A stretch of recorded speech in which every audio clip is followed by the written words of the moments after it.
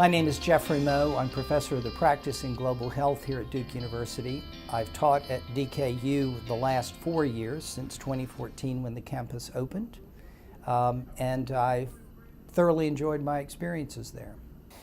I've taught 3 courses. I've taught global health ethics for undergraduates, which is an interdisciplinary course. I've taught comparative healthcare systems. I've taught healthcare in developing countries, those 3 courses. I had a Robertson Fellow, I've had a Fulbright Scholar, I've had a MacArthur Scholar, and of course these are extraordinary students who have distinguished themselves. One of them is an American national, one of them is an international student, not Chinese, and one of them is a Chinese national. So one student, she wanted to write a paper because she was an economist. And she wanted to write a paper on game theory applied to a global health ethics problem. And at first I was a bit skeptical whether this could be accomplished.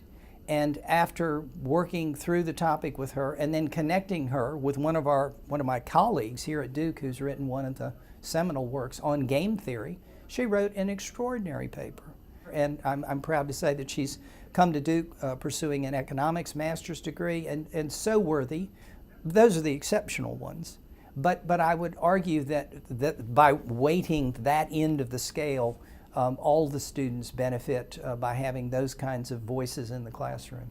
These are heavy readers. I mean, I assign a lot of reading, and the presumption is that all these students can leap tall buildings in a single bound, meaning reading hundreds of pages between classes.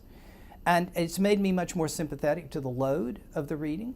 And just reading the pages doesn't necessarily mean that one has taken in the content. They can pass the little quiz, but can you apply these things and so on? I have learned from my students. One of the things I teach is Confucius and the Virtue Ethics School. And of course they're schooled in this from toddler age. And I've asked them every year for them to do the presentation about the counter voices to Confucius. So Mencius, Mozi, Lao Tzu. And I actually let the students teach me. And it's been a wonderful experience. It's difficult to do international teaching. There's no doubt of it. One has to leave home and hearth for 7 weeks if you're in the short term or something longer. I will be back there in 2019. And quite frankly, I kind of look at it as the National Humanities Center set in China. I'm there typically by myself. I'm surrounded by wonderful colleagues. I take it for granted that I know everyone in my building. Well, of course I don't.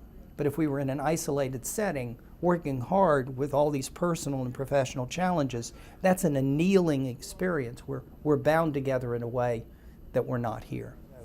If one can afford the time away and wants to see a new culture and be in a place where you're free to be stimulated and challenged by both the teaching and your colleagues, wow, it's high on my list.